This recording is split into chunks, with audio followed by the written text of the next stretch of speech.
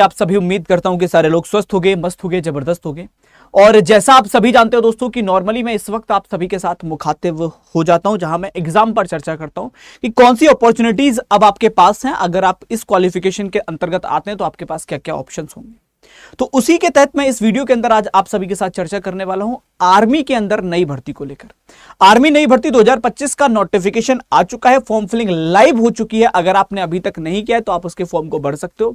और पूरा स्ट्रक्चर क्या होगा, क्या एग्जाम का स्ट्रक्चर होगा, क्योंकि अब अगर आप पिछले कुछ सालों से देख रहे होंगे तो एग्जाम आर्मी के अंदर मैंडेटरी, जैसे एक पहले क्या होता था फिजिकल होता था, आफ्टर दैट एग्जाम कंडक्ट कराते थे। एग्जाम की कोई वेटेज ज्यादा होती नहीं थी, क्वालिफाइंग जैसा नेचर होता था, हो जाता था। अब क्या कर दिया, अब चीजें चेंज कर दी हैं। अब पहले रिटन होता है, रिटन को जो बच्चा क्वालिफाई करता है उसकी कट ऑफ बनती है और उसके बिहाफ पर फिजिकल के लिए लोगों को बुलाया जाता है।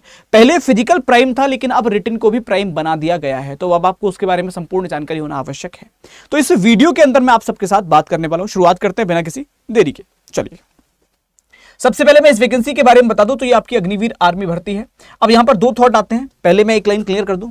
इस भर्ती की जो फॉर्म फिलिंग स्टार्ट हो रही है वो 12 मार्च से हो चुकी है। होली वाले टाइम से आपकी इसकी फॉर्म फिलिंग शुरू हो चुकी है। 10 अप्रैल तक फॉर्म फिलिंग चलेगी। पेपर जून के अंदर माना जा रहा है, टेंटेटिवली इसका एग्जाम हो जाएगा। अगर आपको लग रहा है समय कम है तो आर्मी का पेपर है, रिटन है, लेकिन उस स्ट्रक्चर पे नहीं होता कि तुमको लगे एसएससी, जीडी, एमटीएस, सीजीएल ऐसे लेवल का होगा, वैसा नहीं होता। बहुत बहुत बेसिक लेवल का पेपर होता है, बस आप उसकी तैयारी कर सकते हो अगर आप किसी भी एग्जाम की प्रिपरेशन कर रहे थे तब। 12 तारीख से इसकी फॉर्म फिलिंग चल रही है और फॉर्म फिलिंग कब तक चलेगी मैं फिर एक बार रिपीट कर दूं, 10 अप्रैल तक चलेगी। 12 मार्च से लेकर 10 अप्रैल तक फॉर्म फिलिंग होनी है। दूसरा पॉइंट जो आता है वो क्या है, वो ये है आपका कि इसके अंदर क्या क्या रहेगा। एक जीडी की पोस्ट है, एक आपकी टेक्निकल पोस्ट है।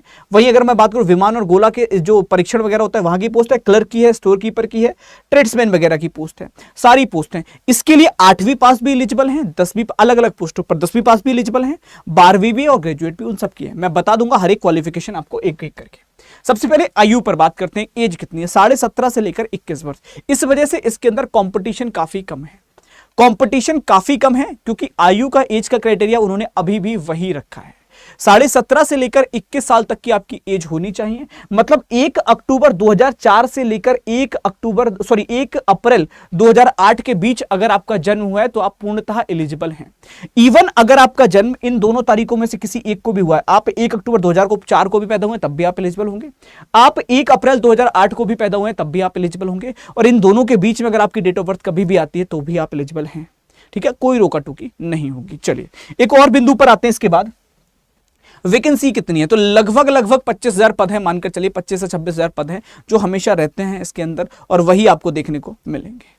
अगर मैं बात करूं और क्या क्या होगा इसके अलावा, सिलेक्शन प्रोसेस क्या क्या है, तो पहले आपकी प्रवेश परीक्षा होगी जो पहले नहीं हुआ करती थी। मैं फिर बता दूं आपको, पहले नहीं हुआ करती थी, अब आपकी वो परीक्षा होगी। उसके बाद जो लोग निकलेंगे उनको फिजिकल होगा, फिर डॉक्यूमेंट वेरिफिकेशन होगा, मेडिकल होगा और उसके बाद मेरिट बन जाएगी।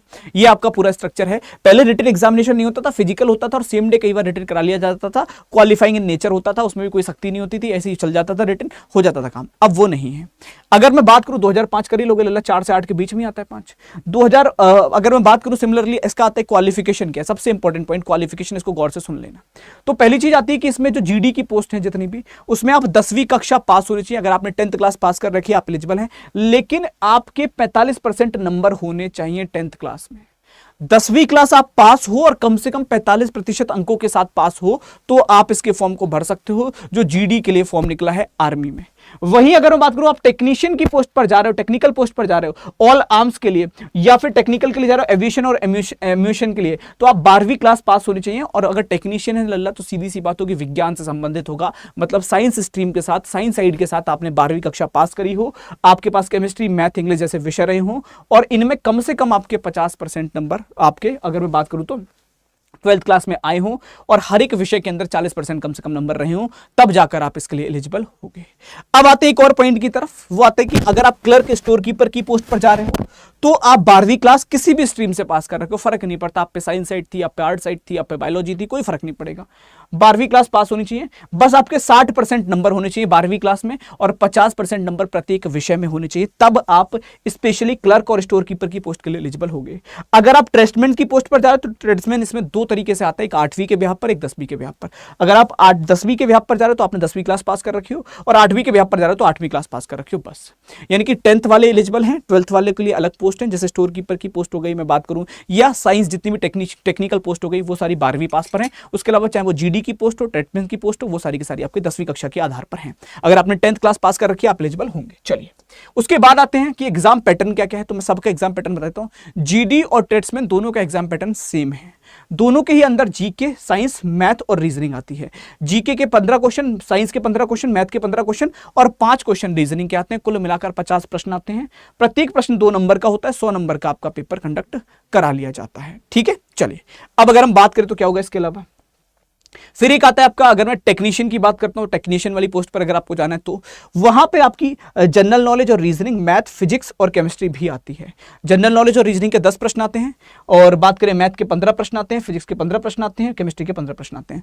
प्रत्येक प्रश्न इसमें 4 नंबर का होता है। ये टेक्निकल पोस्ट के लिए बता रहा हूं। 50 प्रश्न होंगे, 200 नंबर का पेपर कंडक्ट करवाया जाएगा।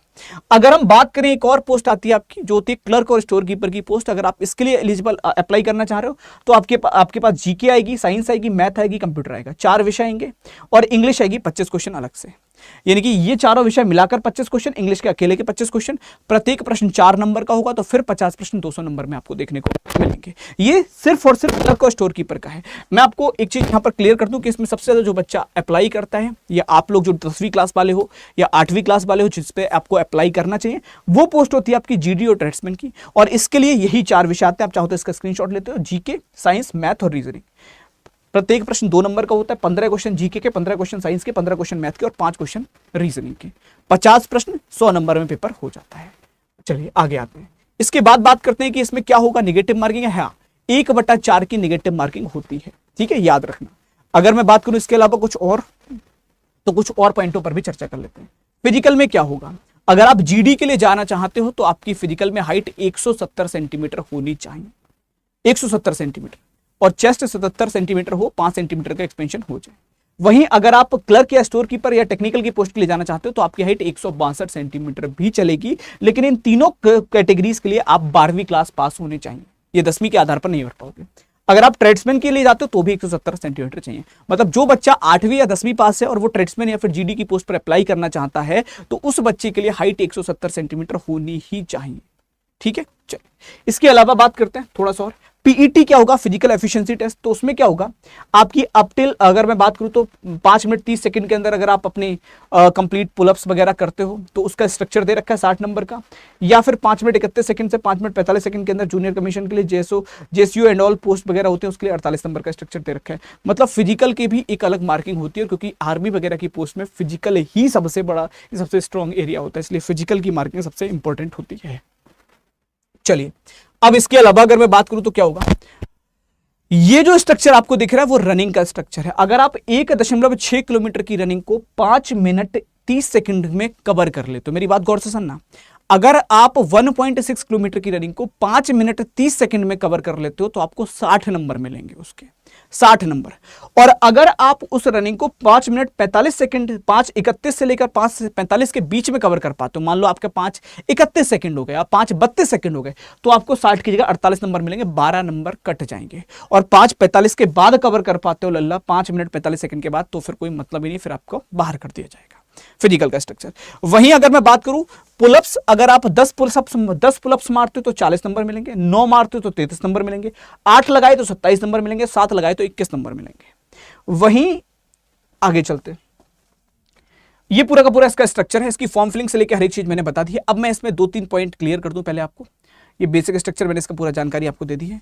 12 मार्च से लेकर 10 अप्रैल तक फॉर्म भरे जा रहे हैं। अगर आप लोग चाहोगे तो मैं इसकी फॉर्म फिलिंग का एक डिटेल वीडियो बना दूंगा, आप मुझे प्लीज कमेंट करके बता देना। आप चाहो तो चैनल को सब्सक्राइब कर सकते हो, उसको सब्सक्राइब करने के पैसे नहीं कटेंगे, बिल्कुल फ्री है।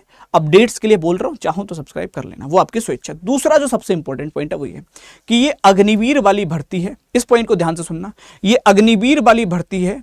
और अगर अग्निवीर वाली भर्ती है लल्ला, तो एक चीज दिमाग में बैठा लो, वो ये है कि इसमें जो 75% लोग होते हैं वो 4 साल ही नौकरी करते हैं, सिर्फ 25% लोगों को ही परमानेंट किया जाता है। पहली बात मेरी गौर से सुनना। लेकिन जिस कदर इसमें फॉर्म फिलिंग कम हो गई है पिछले कुछ टाइम से, उस आधार पर मोस्ट ऑफ द चांसेस होते हैं परमानेंट होने के। पहली बात सुन लो, क्योंकि ट्रेंड होते हो आप।